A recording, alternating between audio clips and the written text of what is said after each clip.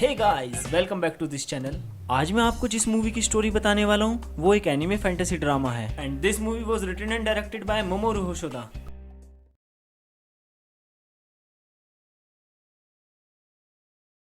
यह कहानी एक लड़की की जिंदगी की है जिसका नाम हाना है।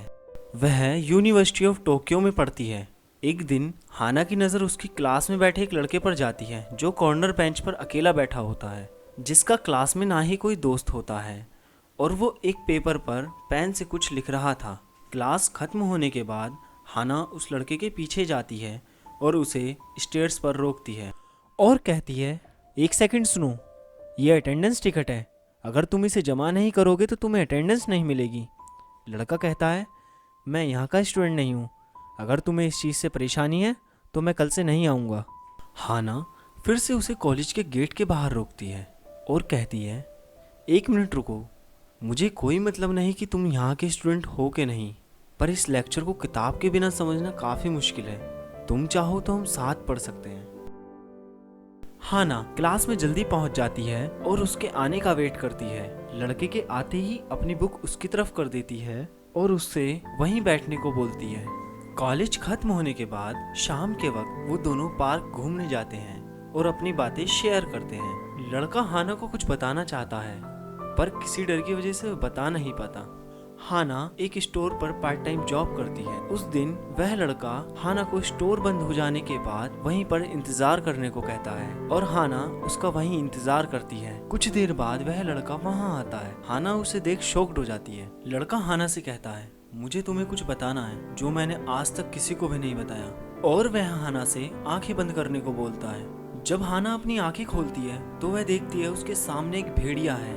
तभी वह भेड़िया बोलता है, यही मेरा असली रूप है, और वह हाना को बताता है कि वो अपने पिता के बाद अपनी तरह का आखिरी शेप शिफ्टर है। हाना को इसके बारे में वो बहुत पहले से बताना चाहता है पर उसे कहीं न कहीं डर होता है कि सच जानने के बाद हाना उससे दूर न चली जाए।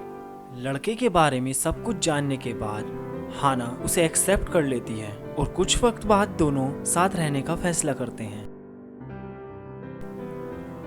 एक साल बाद हाना की एक बेटी होती है जिसका नाम वह यूकी रखती है। फिर उसके एक साल बाद उनके एक बेटा जन्म लेता है जिसका नाम वह आमे रखते हैं। फिर उनकी लाइफ काफी स्टेबल चल रही होती है। फिर एक दिन हाना का पति भेड़िया बनकर शिकार पर निकलता है। इसके बाद काफी दिनों तक वह घर वापस नहीं लौटता। बहुत दिनों तक इंतजार करने के बाद हाना उसे शहर में ढूंढने निकलती है तो वह शहर के एक ब्रिज से गुजरते हुए देखती है कि कुछ वर्कर नदी से एक भेड़िया की बॉडी निकाल रहे होते हैं। हाना उसे देखते ही समझ जाती है वह भेड़िया वही है। क्योंकि हाना कुछ कह नहीं सकती थी इसलिए वह चुप रहने का फैसला करती है और वहां से चली जाती है। अपने पति की डेथ के शोक से हाना उभर भी नहीं पाती। वह देखती है यूकी और आमे भी अपने पिता की तरह एक भेड़िए में बदल सकते हैं।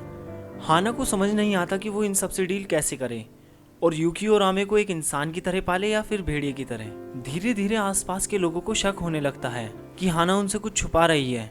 लोगों को लगने लगता है यूकी और आमे बाकी बच्चों से अलग हैं, इसलिए हाना वहां से कहीं और शिफ्ट होने का फैसला करती है और वह पहाड़ी इलाके में ऐसा घर रेंट पर लेती है जहां आसपास ज्यादा लोग नहीं रहते हैं। वहां आसपास रहने वाले लोगों को लगता है कि हाना वहां पर ज्यादा दिन तक नहीं रह पाएगी, इसलिए वो उससे काफी रूड बिहेव करते हैं। वहां आसपास ज्यादा बसावट न होने की वजह से घर के सामने काफी खाली जमीन रहती है। हाना डिसाइड करती है कि वह खेती करेगी, पर फार्मिंग की ज्यादा न नॉलेज होने की वजह से हाना की पहली फसल बेकार हो जाती है। वहाँ का एक आदमी जिसका नाम नीरासाकी होता है जो पहले हाना से काफी रूड बिहेव करता है, लेकिन हाना की मेहनत देखकर फिर नीरासाकी उसकी मदद करने का फैसला करता है। हाना भी काफी थैंकफुल जेस्चर रखकर उसकी हेल्प को खुशी से एक्सेप्ट करती है और फिर वहाँ के लोग भी हाना को ओपनली एक्सेप्ट करना स्टार्ट कर देते हैं। हाना की मदद के लिए गाँव के लोग खुद ही थोड़ा थोड़ा सामान दे जाया करते हैं। इसी बीच वहाँ के लोग हाना को सजेस्ट करते हैं यूकी को पास के स्कूल भेजा करें। हाना यह सुनकर थोड़ा घबरा जाती है पर वह उनसे मना भी नहीं कर सकती। हाना यूकी को स्कूल भेजने के लिए मान जाती है। जब यूकी स्कूल जाना स्टार्ट कर देती है तो वह पहले ही दिन स्कूल में झगड़ा कर लेती है। जब हाना को इसके बारे में पता चलता है तो हाना यूकी को एक ट्रिक बताती है। हाना यूकी से कहती है, तुम एक बात बार बार दोहराते रहना है, जब तक मैं घर नहीं पहुंच जाती मैं अच्छी बच्ची बनकर रहूंगी। एक साल बाद आमे भी यूकी के साथ स्कूल जाना स्टार्ट कर देता है और यूकी आमे को भी वही ट्रिक बताती है। इसी तरह कुछ साल बीत जाते हैं। यूकी को अपनी स्कूल लाइफ में ज़्यादा इंटरेस्ट होता है, उसे इंसान बन के रहना अच्छा लगता है। लेकिन आमे थोड़ा अलग होता है, उसे अपनी भेड़िए की लाइफ ज़्यादा पसंद होती है।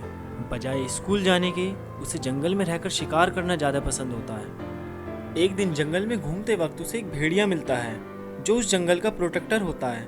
उस भेड़िए के साथ कुछ वक्त बिताने के बाद आमे उसका स्टूडेंट बनना प्रेफर करता है। वह भेड़िया भी उसे एज ए स्टूडेंट एक्सेप्ट कर लेता है। इसके बाद वह स्कूल का वक्त भी उस भेड़िए के साथ बिताने लगता है और भेड़िए की तरह जीना सीखता है। जब हाना को पता चलता है आमे स्कूल नहीं जा रहा है तो वह उससे पूछती है। आमे उससे बताता है उसे भेड़िया बनकर रहना ही पसंद है। और फिर वह यूकी से पूछती है। यूकी अपनी इंसानी ज़िंदगी को चुनती है और उसे इंसान बनना पसंद है। एज लाइक हर भेड़िया 10 साल की उम्र तक वयस्क हो जाता है, उसी तरह आमे का झुकाव अपनी वुल्फ लाइफ की ओर ज्यादा होने की वजह से वह भी एक वयस्क की तरह बर्ताव करने लगता है और अपनी जिम्मेदारियां समझने लगता है। इसके बाद आमे अपना मन बना चुका होता है कि उसे भेड़िया बनकर ही जीना है, लेकिन हाना को कहीं न कहीं आमे के लिए डर होता है। तभी हाना को एक बात याद आती है कि वह घर से दूर सिर्फ इसलिए आई थी ताकि आमे और यूकी दोनों अपनी लाइफ खुलकर जी सकें। इसके बाद हाना यूकी और आमे को अपनी अपनी जिंदगी चुनने देती है। I hope you like this story. This movie was written and directed by Mamoru Hosoda and the voice in this movie were Aoi Miyazaki as Hana, Haru Kuroki as Yuki, Yukito Nishi and Amon Kabe as Ame. Wolfman was played by Takao Osawa and Bunta Sugawara as Nirasaki. If you like this video, so please like, share and subscribe and write down your opinion in the comment box. And don't forget to ring the bell to become part of our family. Peace out. 1 a.m. eyes closed, I'm slowly falling to the music and the atmosphere. Now and then I feel lights fading softly.